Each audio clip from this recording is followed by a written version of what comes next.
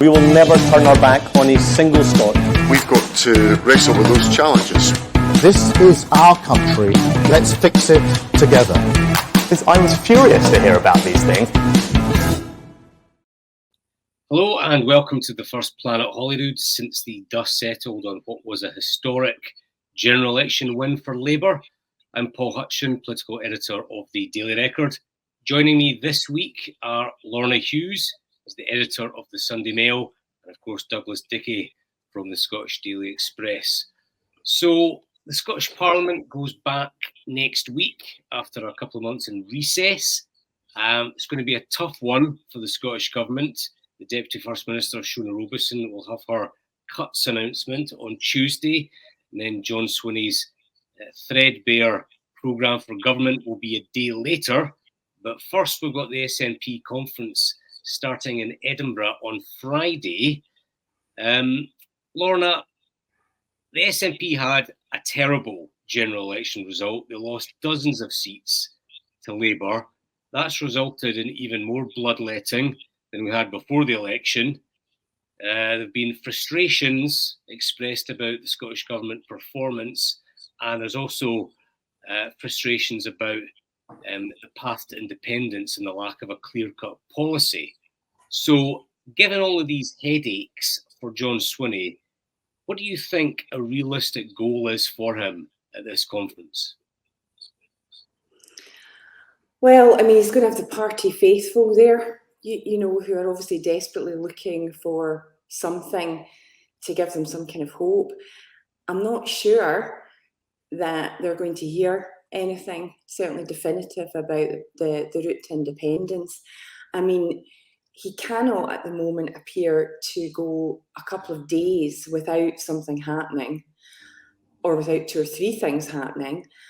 They need to get something right. They need to get a policy, you know, through. They need to get something that's working, certainly to have people to have faith again. But I mean, to be frankly honest, I mean, really what they haven't done, which they should have done immediately after the general election, would have been to sit down and really take stock. And actually, people kicked out, things changed, completely and utterly understanding what that vote meant, which was, you know, that you're not seen to be doing the job properly. Until they do that, I'm not sure that they are able to move on. What do you think then, Lorna? What explains that historic drubbing? I mean, they've dominated politics for over a decade, and then they fell back from, what was it, around 45 seats to about 8 or 9, so losing dozens to Labour. Everyone's got a view on why that was. I mean, what's your sort of diagnosis of the problem? Because it seems to be a multi-headed problem. I think it is, Paul. I mean, fundamentally, you know, parties have cycles. So after 17 years, it would have been hard anyway, even if they'd managed to actually be seen as successful. But when you start throwing in, undoubtedly, branch form, the inability to actually deal with what the voters want, which is, you know, the very straightforward and simple things of being able to pay their electricity bill, being able to, you know, actually not pay a fortune for, you know, trains, to understand that that the country is not in a good place, and the whole country is not in a good place. And I just don't think, I think they've been fixated on niche issues and infighting and, you know, blaming everybody other than themselves. And unfortunately have to look at themselves. Dickie, do you not think that, like, for so long the SNP, particularly under Nicola Sturgeon, it was all about the next milestone for a phantom referendum that never appeared? It was always at dates and conference speeches to that end. And then somewhere along the line, they just lost their ability to be a competent government. And that regardless of what the SNP want to achieve, whether it's independence, more powers, they have to be seen to be a credible, competent administration. And if they're not seen that way, nothing else is going to happen for them other than defeat in 2026. Yeah, I mean, obviously, this was a Westminster election that we've just been through, but I don't think there's any doubt that the situation at Holyrood dominated the campaign up here. It was a little bit of a bugbear of mine during it, if I'm being honest. I think there was too much undevolved issues, but ultimately, this was the first opportunity for the Scottish people to deliver a verdict on the kind of post-Sturgeon SNP, and it's obviously not went very well for them. But just looking from the outside, if you look at their conference, I think what's really telling is what's not there and what's not going to be discussed as opposed to what is. So obviously independence remains on the table for them, but issues like education and transport. Now, obviously this is a party conference, it's not a government conference, but given they are the party of government in Scotland, you would expect these issues to be raised somewhere along the lines, at some point over the weekend. Yet there's nothing to do with these huge, things that have influence in people's everyday life, and I think that's the problem. Lorna had mentioned niche issues. I think when we're talking about that, we're talking maybe the gender debate and things like that they get themselves in all sorts of knots about. But I think the simple fact is that we're 10 years next month since the independence referendum. They haven't moved the needle on independence at all. Support for independence still remains high-ish, comparatively speaking to 15 years ago, or even 12 years ago. But I think more and more people are accepting of the fact that there isn't, more and more voters are accepting the fact that there isn't going to be an independence referendum anytime soon, and yet that's still all that the SNP can offer. Line one, page 1, line 1 of their manifesto, and people, they want to see their energy bills come down. They want to see the cost of living come down, and sending a cohort of SNP MPs to just constantly, grievance monger from the sidelines at Westminster hasn't worked. And I think ultimately Labour's campaign down south was a bit sticky, but up here the Great Line, the SNP want to send a message. We want to send a government. And I think ultimately that's what did it for them. I would urge, obviously a word of caution, the SNP remain much stronger than they were, 20 years ago. Or even in Westminster terms, they remain stronger than what they were even 10 years ago. If you'd given them 9 MPs in 2010, they would have probably bitten your hand off for it at 30% of the vote at Westminster level. So there's a lot of soft yesers, I think, have went to Labour. But, if Labour don't deliver in the next 18 months, then, that Holyrood election might well be everything's up for grabs all of a sudden. You mentioned the fact that even though it was a Westminster election, Dougie, devolved issues did tend to dominate in Scotland. And even though the story of the UK election in England was Tory demise, Tory collapse, tactical voting against the Conservatives, I mean, the story of the election in Scotland was tactical voting against the SNP, because I was astonished at the number of dyed-in-the-wool Tory voters in Scotland I spoke to who have a lifelong aversion to Labour and socialism, who said they were voting Labour this time in order to basically defeat the SNP. I think it was Brian Monteith, the former Tory MSP, who's very, very right-wing, who wrote a column saying that if he was living in a seat where it was Labour v SNP, even he would vote Labour. So, well, I think Adam Tompkins voted, the former MSP, the Tory MSP voted Labour in his constituency for exactly the same reasons, Paul, as you've just said. And I think there's been a desire, I've said this before in this show, but I think there's a desire for people want to see it as return to kind of normal politics, to everyday issues dominating rather than this kind of, independence, the constitution. These aren't things people can see. They don't see it in their everyday life. Whether you live in an independent Scotland or whether you live in the United Kingdom, in your everyday life, you don't really notice that. And there's this desire to get back to talking about, energy and benefits and, the things that impact on us every day. And I think that's partly, that also explains the SNP drubbing.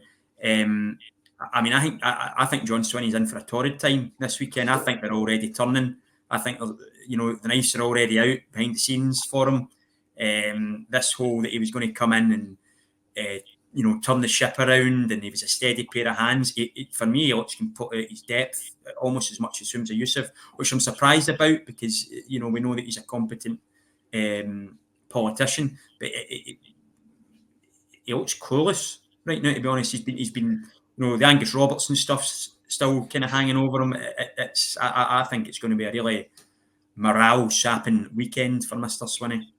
Lorna, just on independence, that struggled for a position over the last few years.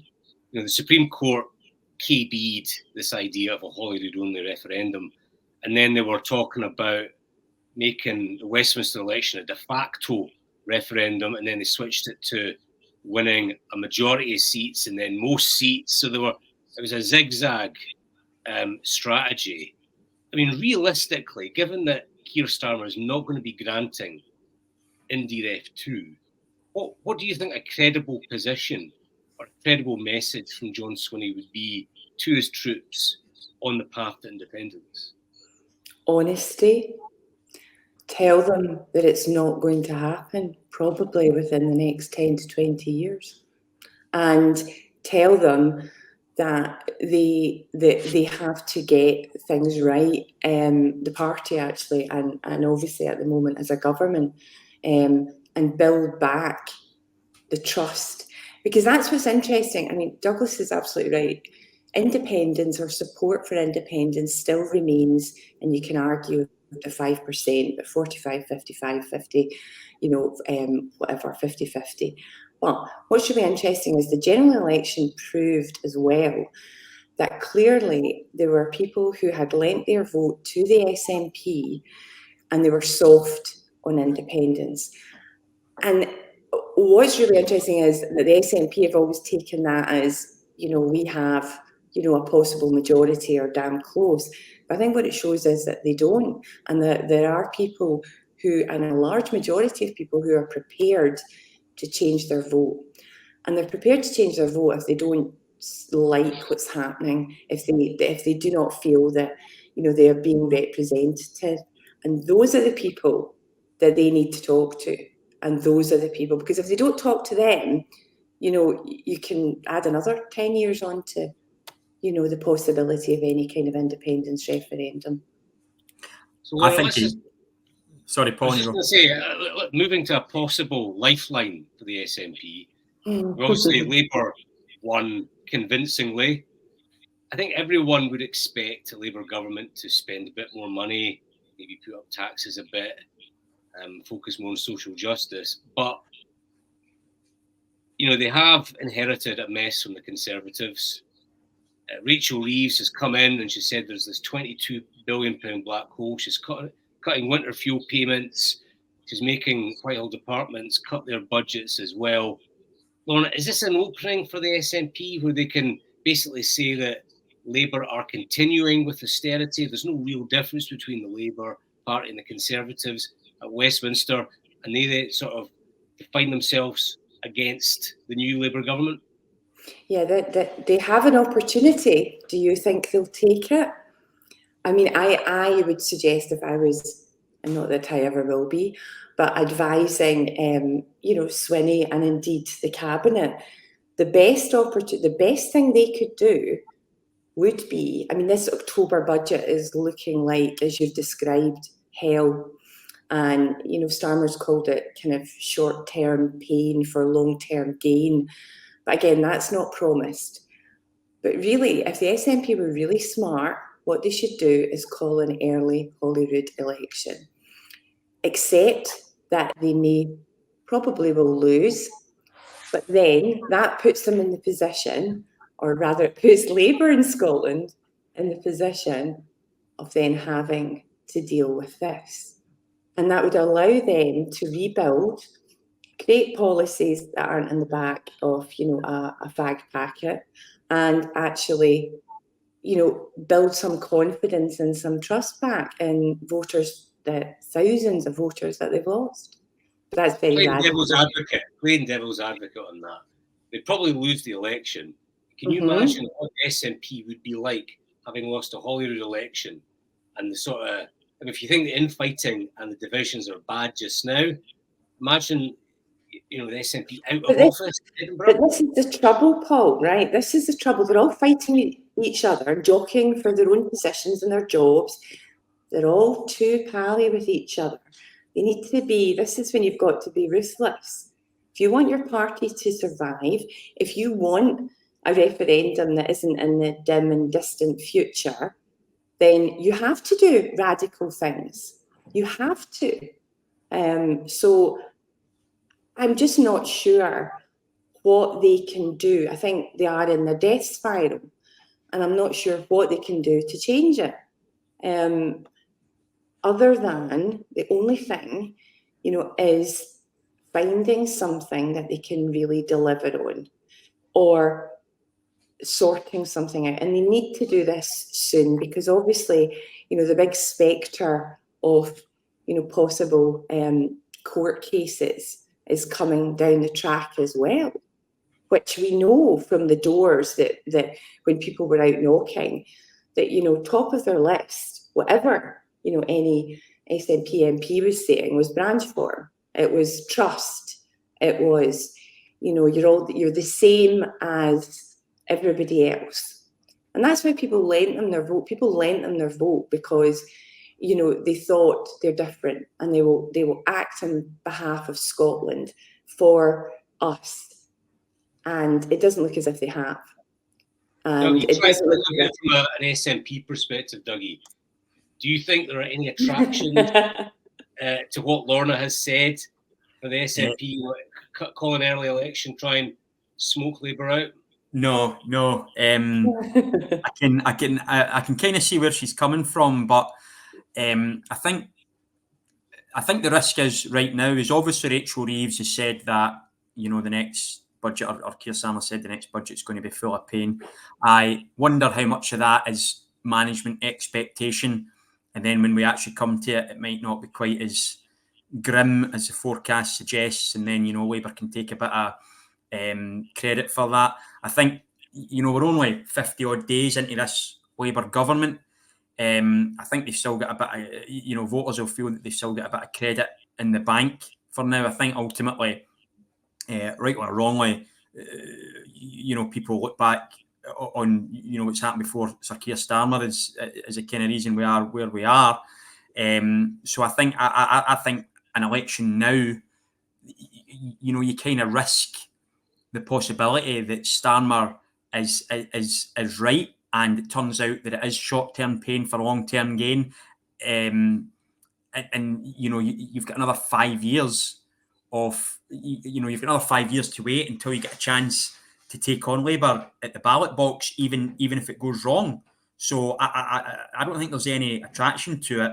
Their best bet right now is it's short-term pain and there's no long-term gain. And then we get round to the Holyrood election in 20 odd months, and they can turn round and they can say, well, we told you so, because, we warned you during the general election that this was going to happen. Obviously, don't say I told you so to the voters. That never goes down well. But I can't see how an early election is in any way good for them. I think the best bet is to hope that Labour make a complete hash of it over the next 2 years.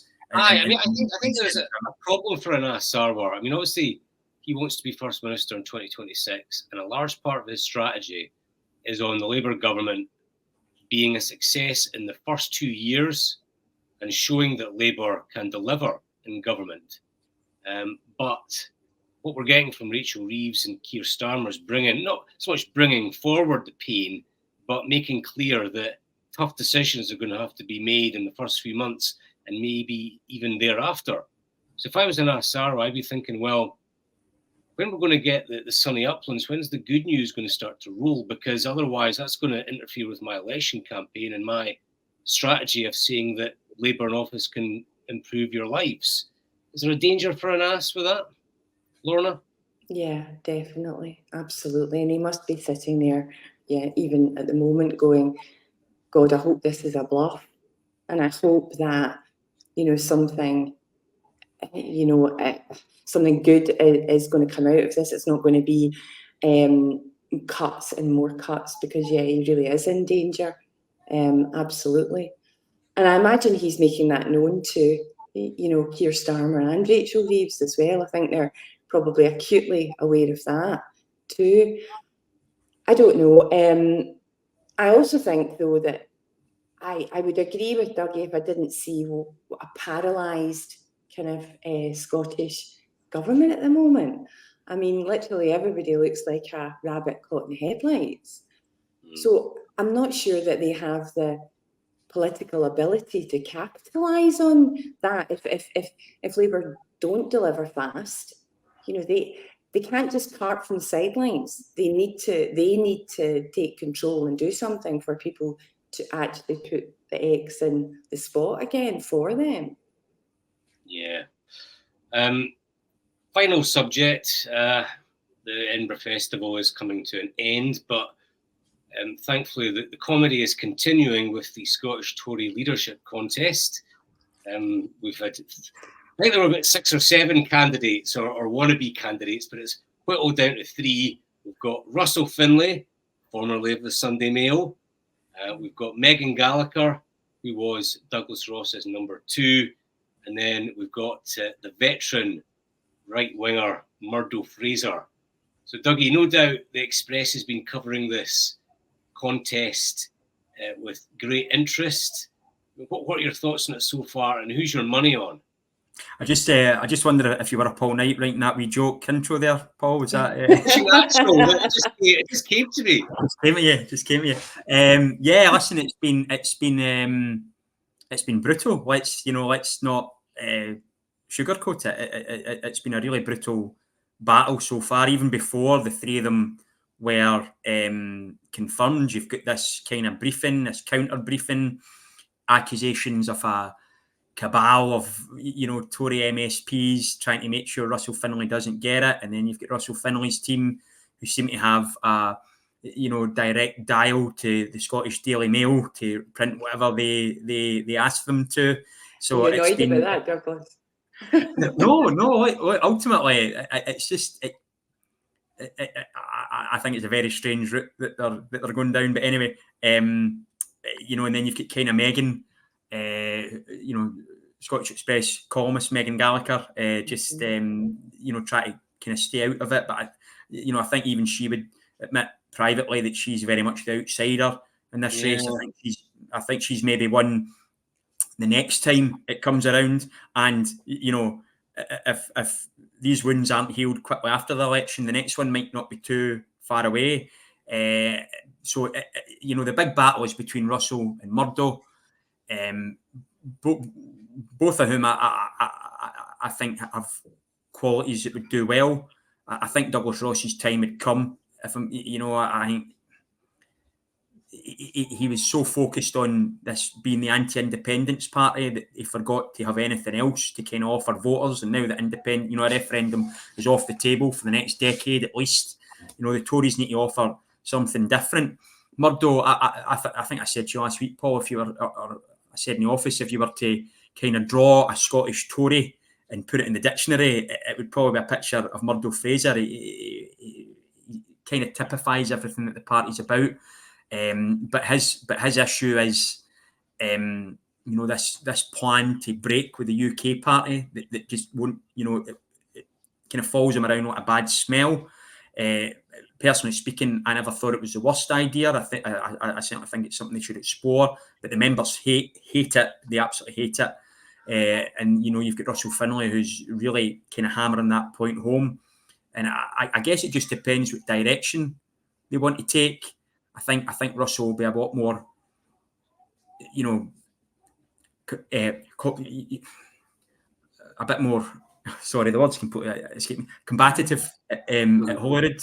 Murdo's maybe a bit more understated, but both of them certainly wind up the SNP, and then you've also got Megan there as another choice. I think Megan would be really interesting because right away you would have this young working class women, going up against these kind of stale men. You know, the SNP, you've got Swinney, old, pale and stale, Anna Sarwar as a public schoolboy. It'd be really quite interesting to see her kind of go up against them in that kind of juxtaposition. But, you know, money right now, I think Russell Findlay's a favourite, but I wouldn't like to put my mortgage on it. Lorna, I mean, being Sunday Mail investigations editor and then Scottish Tory leader is not an obvious career path, is it? How surprised are you by what Russell has done to his life? I'll put it that way. Well, you obviously know I've known Russell for a very long time, but I actually think there is a correlation. I mean, I actually think that, you know, Russell has spent most of his professional life dealing with the public. He understands what people care about. So, you know, going from, you know, being an investigative journalist into politics, I don't think is a huge leap. I mean, we've seen it before, Ruth Davidson, but I mean, you know, the SNP have, you know, several. Neil Gray as a former journalist as well. It's not completely unknown. I mean, Russell's obviously got, you know, a kind of interesting backstory, but, you know, I'm quite loving this because I don't think we'd be talking about the Tory party leadership in Scotland at all if they weren't all having a wee rammy like their pals down south. So I think it's hilarious. But I think that Russell's going to be difficult for people to handle if indeed he wins. You know, I think Murdo would be, you know, easier, certainly for Anas and for Swinney. You know, Russell's, you know, charming, charismatic, tons of common sense, and he's talking to the voters. But Murdo seems to be, in his comment the other day about, you know, asking both Meghan and Russell to stand down, just came across as like your typical arrogant 50-something Tory. You know, I've been around the longest. So the members, yeah, I mean, that's not going to make anybody, you know, vote for you. And ultimately, you know, it's interesting. You know, I would want to see leaders of the opposition or leaders of, you know, different parties to be really good. We talk a lot about wanting more ordinary members of the public and not career politicians into, you know, these kind of positions. Well, Russell is all of that. You know, Murdo is the exact opposite. But, you know, it certainly, to my mind, it's just going to make, if indeed he wins, if Russell wins, which, you know, as Dickie said, he is the odds-on favourite at the moment, it's just going to make democracy a bit more interesting at Holyrood because, you know, knowing him, he will take the fight right to, you know, whoever is the First Minister, if that is Swinney. And I suspect that Anas Sarwar is a bit frightened of him as well. Yeah, I think Russell's probably the favourite. All right, let's go to good week, bad week. Let's start with you, Dougie. Sure. So it's been a bad week for Shona Robison. She's been telling everyone who'll listen. Just interrupt you there, Dougie. Has Shona ever had a good week as finance? I mean, she's never had a good week. She really looks like, you know, permanently like somebody's farted just beside her. She just looks miserable all the time. And she's particularly miserable this week. She's been out talking about the hard choices that are going to be facing her. She's been trying to blame, you know, the bogeyman at Westminster, but then the Scottish Fiscal Commission, which is made up of, you know, civil servants and academics, has come out and said that most of the problems facing the Scottish government are entirely down to the Scottish government, and this is to do with our, you know, uncosted public sector pay offers. John Swinney said all those freebies to millionaires are still, you know, aren't going to be chopped. So, you know, millionaires will still get free prescription. They'll be able to send their kids to university for free. You know, kids who've got 20, 21, 22-year-olds who've got more disposable income than me will still get their buses for free. You know, ultimately, I think, you know, she's been completely undermined by that commission, and I don't think people are listening to that anymore. They've had enough excuses and they want to see action. And I think that, you know, what we were discussing earlier partly explains their general election drubbing. It's been a better week for those who are fans of 1990s nostalgia. Not only have we got Oasis reforming, Cool Britannia and all that, we've also got the early days of a new Labour government. People are kind of drawing the parallels between the two. Oasis are back. We've had a long period of Conservative rule. Now we've got Labour in. I don't think Keir Starmer quite has the same impact as Tony Blair, but you know, certainly there seems to be a nice kind of imagery there. And obviously, Paul, as you know, I'm a big Rangers fan, so I would be delighted for the 90s. You kept that to yourself. I would be delighted for the 90s to come back and we start winning some trophies again, or even just matches, to be honest. Everything comes down to football, really, doesn't Absolutely. it? Absolutely. How about you, Lorna? Good week, bad week? Well, I think Stephen Flynn's had the best week. And, you know, it's not a particularly high bar, but, you know, he's obviously been reinstated as Westminster leader. And, you know, certainly from what he's been saying in the Daily Record and, you know, elsewhere, appears to be the only SNP MP that's actually, you know, rooted in reality. The rest of the have their heads in the sand. I mean, that's because he's obviously acknowledging and has acknowledged the failures of the party. You know, that there's been no hope and optimism, and, you know, they're all accountable. So that's a wee bit of glimmer of hope, but that's got to be translated, obviously, into, you know, something more, particularly this weekend. And the other one? My bad week. Well, it's a bit like, I feel as if we're kicking them again, because Swinney, like Robinson, hasn't exactly had a good week for a very long time. But Swinney's having a really bad week.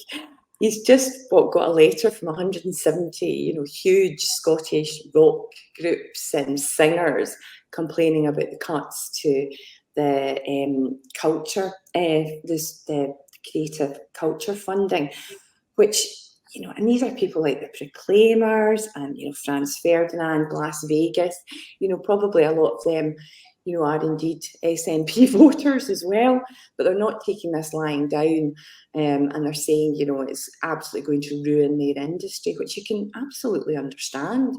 But I was trying to see who John Swinney's favourite band was and whether they were on that list. Now, obviously, came out as a bit of a Swiftie when she appeared in Edinburgh. But, so he said, yes. So he says, wearing a pink cowboy hat. But I think probably more closer to the truth, Paul, you're right, is that, you know, he's a Runrig fan. So I just want to know whether Pete Wishart is going to be signing this letter as well on behalf I do wonder if he's an Oasis fan, because he's certainly learning that the SNP government isn't going to live forever. Yeah. Have you been making that? Have you been waiting? That one was just off the cuff. I'm sure if I it time. I prefer mine. You know what? Ultimately, Paul, I'm actually going to agree with you there. I think yours was better. Right. I think on that dismal note, I think we'll have to wrap it up. Obviously, Dougie's got a lot to write for the Daily Express, and Lorna's got to get back and write Russell Findlay's biography. So, obviously, I'm joking. We'll wrap it up there, and we'll come back next week, where no doubt we're talking about how the SNP government is slashing all of our public services a few days after Shona Robison's speech. So thanks again for tuning in. Cheers, guys. Thanks. We will never turn our back on a single Scot. We've got to wrestle with those challenges. This is our country. Let's fix it together. I was furious to hear about these things.